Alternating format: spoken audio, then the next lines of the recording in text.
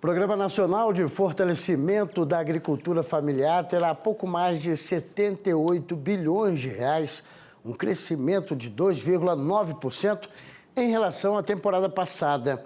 Além do Pronaf, também serão destinados recursos para o seguro agrícola, no valor de quase 6 bilhões de reais, no Proagro Mais, assistência técnica com 240 milhões de reais. O governo também anunciou uma verba de 42 milhões de reais para o Programa de Garantia de Preços Mínimos para produtos extrativistas, como castanha do Brasil, açaí, babaçu, entre outros, claro, provenientes de comunidades tradicionais e povos indígenas. Assuntos, então, para o comentário de José Eustáquio, pesquisador do IPEA. Seja muito bem-vindo, uma boa tarde. Enfim, houve o anúncio. Realmente, viu, Fábio? Sai ano, entra ano. Esse é o anúncio que a gente tanto espera no caso do investimento e do financiamento do setor agropecuário. É verdade. Com algumas novidades, eu acho que na tendência aí de querer uma produção mais sustentável, diversificada, né? Mas gostaria de saber a sua análise no global e depois a gente vai no específico sobre esse anúncio do Plano Safra, agora para a agricultura familiar, amanhã o empresarial. É o seguinte, Fábio, minha opinião é que o governo alardeou muito as informações, mas no final a gente está fazendo mais do mesmo. Por exemplo, anuncia-se que é o novo recorde de recursos para o Pronaf. De fato, você aumentou os recursos em 3% comparativamente ao ano passado. Mas quando a gente analisa o crescimento inflacionário, a gente observa que a gente tem uma taxa de inflação a mais de 5% ao ano. Ou seja, esse crescimento de 3% mal cobriu o crescimento inflacionário. É claro, recursos estão cada vez mais escassos. A gente vem discutindo isso ao longo das últimas semanas, a questão do equilíbrio fiscal do governo. E não tem para onde sair. Porque se não tem recurso, não tem como fazer milagre. Então, o fato é que houve sim, vamos dizer, uma manutenção dos recursos do ano passado. Agora, o mais importante, né? A gente precisa saber quanto é que é o montante subvencionado. Porque fala-se em 89 bilhões, né? Você mesmo ressaltou em 78 bilhões para o Pronaf.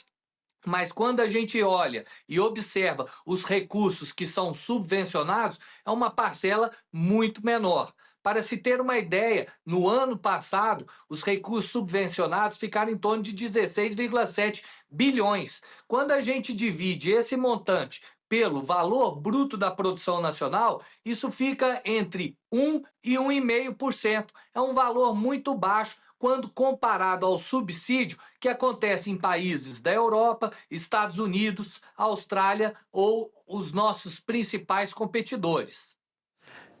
Eustáquio, diante dessas mudanças climáticas, o produtor realmente sofreu bastante em algumas regiões, perdendo praticamente todo um plantio, tendo que repor aí nutrientes no solo, em algumas situações, como lá no sul do país. Agora, esse plano também dá uma garantia à safra, um valor, se eu não me engano, um pouco mais de 1 bilhão de reais, apenas para agricultores, de repente, atingidos pela seca. Você acha que em alguns pontos também, como essa questão de estímulo da produção de açaí, de babaçu, alguns pontos o plano trouxe uma inovação que pode ser benéfica? Claro, é o início, talvez, de uma nova visão sobre esse plano, mas que futuramente pode trazer bons resultados? Eu vejo o seguinte, Fábio, quando a gente fala em arroz, quando a gente fala em babaçu ou outros produtos como estão sendo mencionados, são produtos que representam muito pouco no valor bruto da nossa produção, mesmo quando a gente compara a agricultura familiar. Para você ter uma ideia, o principal cultivo hoje dos agricultores familiares é a soja. Então, se você quer fazer uma política de financiamento ao investimento produtivo para os agricultores familiares, você tem que fazer naqueles cultivos em que você tem maior remuneração. Não adianta eu estimular cultivo que é marginal dentro do todo, que eu estou financiando uma parcela muito pequena. Então, há sim, de fato, né, essas linhas de investimentos para esse um ou outro produto mais diferente, que foge do tradicional, né? Isso, de fato, vai impactar nos agricultores que fazem esse tipo de produção, mas eu acho que, no todo, eu acho que o governo, vamos dizer, não tem para onde fugir. Por quê? De duas umas, não tem como aumentar os recursos, porque a gente já sabe que o orçamento do governo está muito limitado. E, por outro lado, se você também aumenta muito as taxas de juros, você também não vai estimular a captação dos recursos pelos agricultores. Se você mantém as taxas de juros aos patamares do ano passado, como a gente sabe que a Selic subiu muito ao longo do último ano, né? Hoje a gente tem uma taxa Selic de 15%, ou seja, todas as outras taxas vão ser balizadas pela taxa Selic, e quando a gente mantém as taxas de juros da política de crédito no setor agropecuário mais baixas, de duas uma, ou o recurso vai acabar mais rápido, né? Ou se o governo aumentar as taxas de juros, como ele fez em uma ou outra linha de crédito, o que vai acontecer é que você não vai ter tanto financiamento. Então, o governo, né, eu acho que é um momento crítico, né? Infelizmente, o setor produtivo vai ter que entender essa equação, não tem como fazer milagre, e o fato é necessário que o governo equilibre as suas contas, para que no ano seguinte a gente possa ter um plano de investimento melhor no setor agropecuário. Eustáquio, mais uma questão, né, que houve aí uma luta, sem dúvida, para manter os juros mais acessíveis, né? 3, 2 para quem realmente tem ali um plantio sustentável, né? Há uma prioridade para o produto orgânico. Na sua visão, isso ajuda, de uma certa forma, a gente ter realmente essa produção mais de alimentos saudáveis? Isso, de uma certa forma, ajuda a estimular esse tipo de plantio?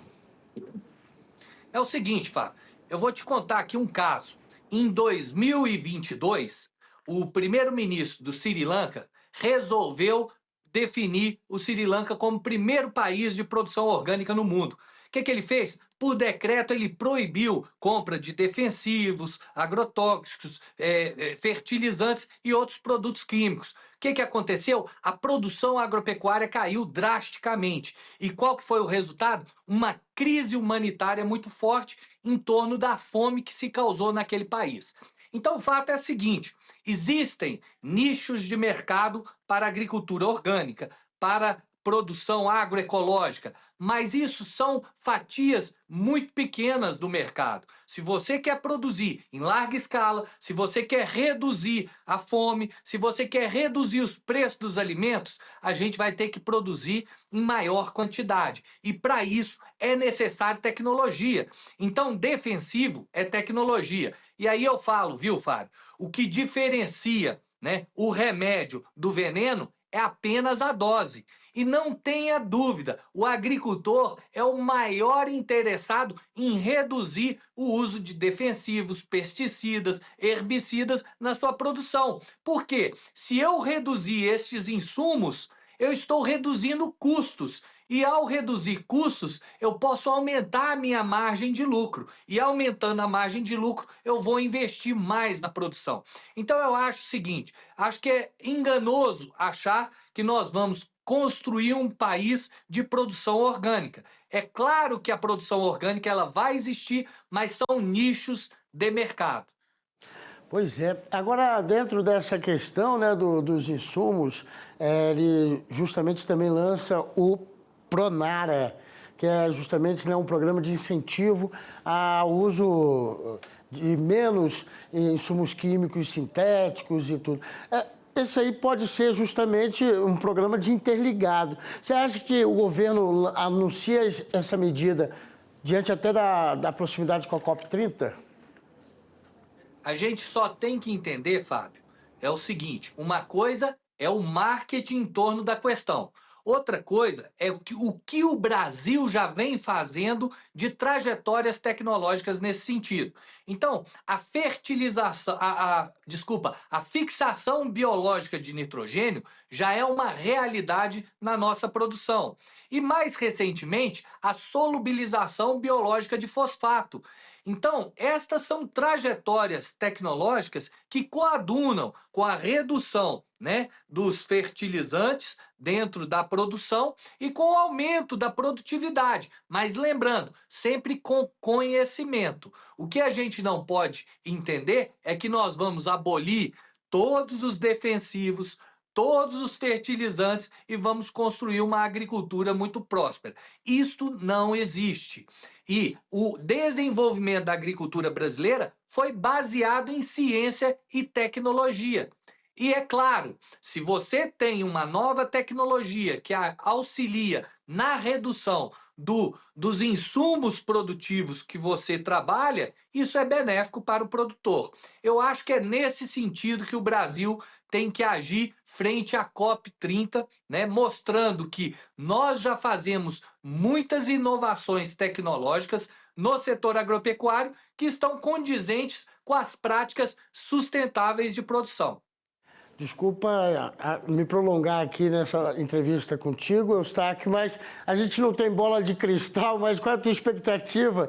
Então, para o anúncio de amanhã, agricultura empresarial, parece que a CNA sinaliza um pouco mais de 500 bilhões de reais. Eu vou ser franco, Fábio. Eu acho que não há muito recurso para a gente esperar. No máximo, vai ter ali uma correção da inflação, né? Não acredito que vai ter um aumento muito grande, como a CNA espera, tanto para os recursos do seguro rural quanto para o crédito. Eu acho que vai ter um acréscimo. É claro, o governo precisa ter uma boa imagem com o setor, mas diante do quadro fiscal que o país passa, dificilmente isso acontece. Agora, lembrando, Fábio, eu não sei, você sabe quanto que foi o volume subvencionado na agricultura familiar ou esse valor ainda não foi fixado pelo governo? Oi? Você sabe quanto que foi o recurso subvencionado? Pois é, essa questão que está pegando justamente no setor, né? Porque o dado mais importante que a gente precisa saber é o quanto que o governo vai subvencionar. Porque livre mercado, a gente já sabe que o setor agropecuário funciona muito bem. A gente quer saber qual que é o auxílio que o governo federal vai fazer nesta equação. Eu volto a falar, não vai sair muito dos 16,7 bilhões do ano passado. Uma parte para a agricultura familiar e outra para a agricultura empresarial. E eu vou um pouco mais estender também, viu, Fábio, nessa discussão. Eu acho que é um erro muito grande querer fazer essa subdivisão de agricultura familiar e empresarial. No fundo, todo agricultor, ele é empresário. Ele quer produzir, ele quer vender caro e quer pagar barato nos seus custos. E é claro, tendo uma margem de lucro boa. Isso serve para o pequeno, para o médio e para o grande produtor. E essa subdivisão não auxilia. Há 15 anos atrás, eu já havia escrito um artigo de editorial num desses jornais de grande circulação, falando que era necessário unir o setor agropecuário em torno da questão do financiamento e do investimento. O que a gente tem que ver é qual que é a política de crédito que nós vamos ter, qual que é a política de seguro, porque o crédito ele ajuda a aumentar o investimento. E a política de seguro, ela visa barrar a flutuação do investimento. Por que eu falo barrar a flutuação? Porque quando você tem uma quebra de safra, o seguro vem como um amortecedor para não deixar com que haja uma redução dos investimentos. E em economia, viu, Fábio? Investimento é emprego, investimento é produção. E, é claro, a gente precisa de taxas de juros menores, né? Porque o investimento ele é uma variável que está relacionada com a taxa de juros. Pois é, ainda teve essa questão das letras de crédito que deixou realmente o produtor ainda mais desconfiado de próximos anúncios do governo, né? Vamos aguardar. Amanhã teremos, então, a novidade, o anúncio oficial, e vamos saber se é um novo recorde do Plano Safra Empresarial. Mas eu sou mais otimista, viu, Fábio? Eu acho que o brasileiro é muito resiliente. E sai governo, entra governo, ele consegue salvar aí ao longo das crises, ao longo desses problemas que a gente vê no percurso econômico. Que seja. José Eustáquio, pesquisador do IPE, muito obrigado pela sua participação aqui com a gente. Mais uma vez, uma ótima tarde. Boa semana e fique com Deus. Boa semana.